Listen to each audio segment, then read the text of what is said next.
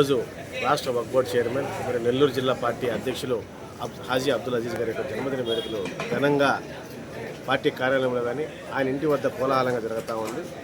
వీటన్నిటికీ ముఖ్య కారణం ఆయన చూపించినటువంటి ప్రేమాభిమానాలు. ఈరోజు నిరుపేద కుటుంబంలో జన్మించినటువంటి హాజీ అబ్దుల్ అజీజ్ అంచెలంచెలుగా ఉన్నత చదువులు చదివి ఆ తర్వాత సమాజానికి సేవ చేయాలనే ఉద్దేశంతో హాజీ అబ్దుల్ అజీజ్ అనే ట్రస్ట్ ఓపెన్ చేయడం, దాని ద్వారా సేవ చేయడం, దీనికన్నా రాజకీయాల్లోకి వస్తే మెరుగైన సేవలు ప్రజలకు అందిస్తారనే ఉద్దేశంతో రాజకీయాలకు రావడం, అనంతకాలంలోనే మేయర్గా ఎన్నికవడం, మేయర్గా సుపరిపాలన అందించి నీతి నిజాయితీ పాలనతో ఒక మచ్చ లేకుండా రూరల్ నియోజకవర్గం నెల్లూరు నగర నియోజకవర్గం సమన్వయం చేసుకుని అభివృద్ధి బాటలో నడిపించినటువంటి ఏకైక వ్యక్తి ఎవరైనా ఉన్నారంటే అది హాజీ అబ్దుల్ అజీజ్ గారు మాత్రమే చెప్పుకోవచ్చు.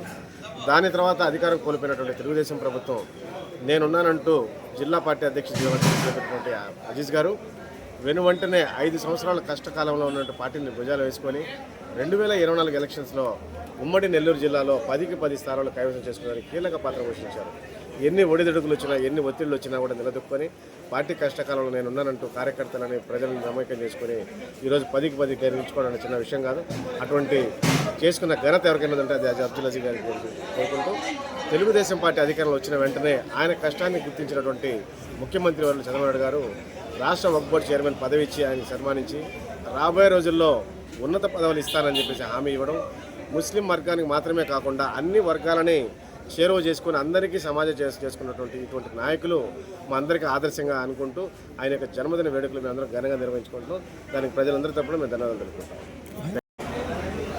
నా పేరు షేక్ జహీర్. నేను నెల్లూరు నగరంలోని 53 మరియు 54 డివిజన్ల క్లస్టర్ తెలుగుదేశం పార్టీ ఇన్ఛార్జ్.